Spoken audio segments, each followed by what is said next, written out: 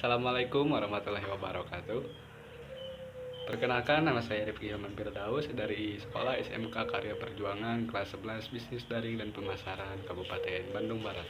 Di sini saya akan membahas beberapa pembahasan tentang yang pertama tentang sejarah singkat terbentuknya Negara Kesatuan Republik Indonesia, dan yang kedua makna dan nilai-nilai yang terkandung dalam semboyan Bhinneka Tunggal Ika, dan yang ketiga pentingnya menjaga persatuan dan kesatuan bangsa Indonesia.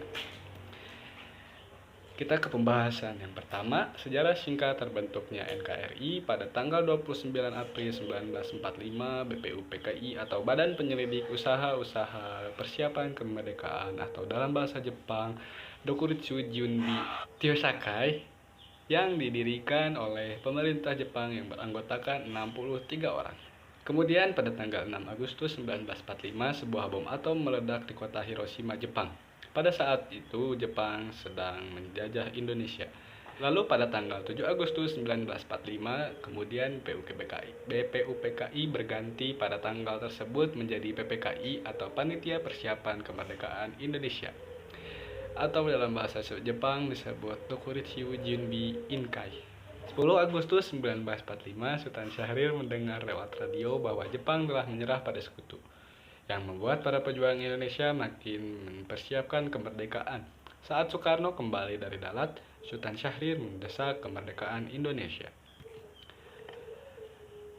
15 Agustus 1945, Jepang benar-benar menyerah pada sekutu. 16 Agustus 1945, pada saat dini hari, golongan muda membawa Soekarno beserta keluarga dan Hatta ke Rengas Dengklok dengan tujuan agar Soekarno dan Hatta tidak terpengaruh oleh Jepang.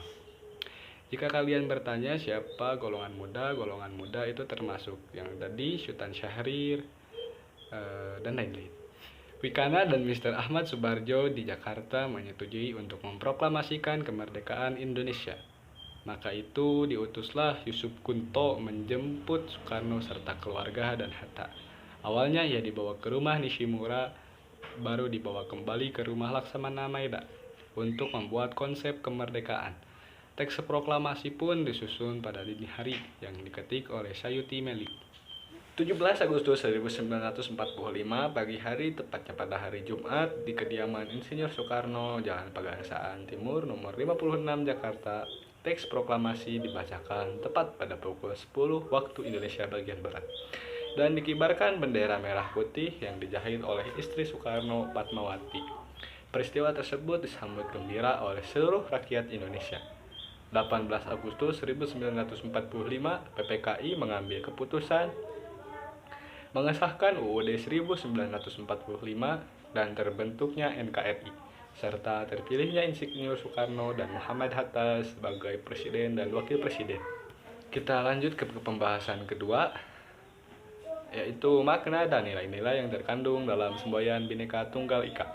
Makna yang pertama, mendorong hadirnya nasionalisme.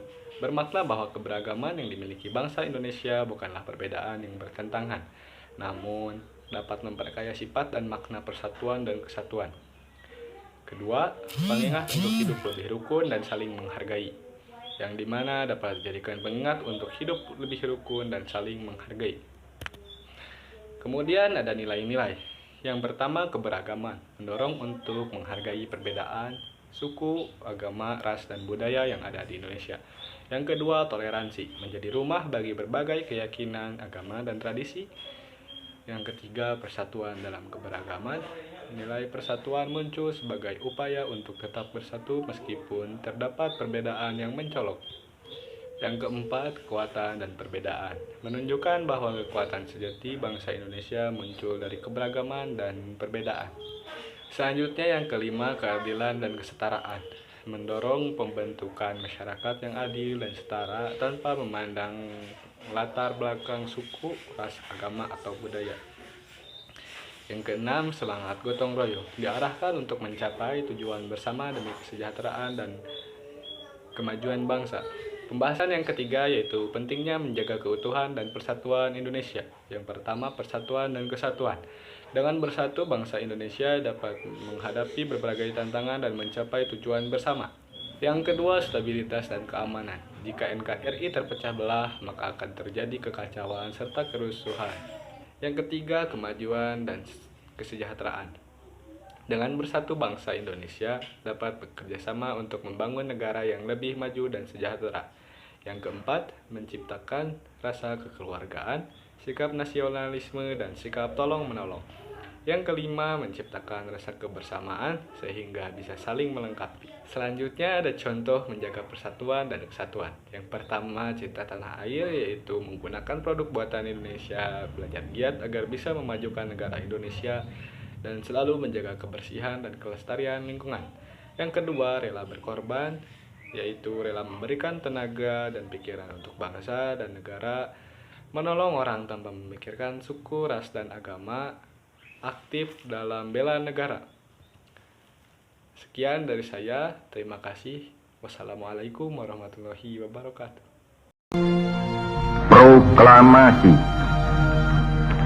Kami, bangsa Indonesia, dengan ini menyatakan kemerdekaan Indonesia. Hal-hal yang mengenai pemindahan kekuasaan dan lain-lain diselenggarakan dengan cara saksama dan dalam tempo yang sesingkat-singkatnya. Jakarta, 17 Agustus 1945, atas nama bangsa Indonesia, Soekarno, Hatta.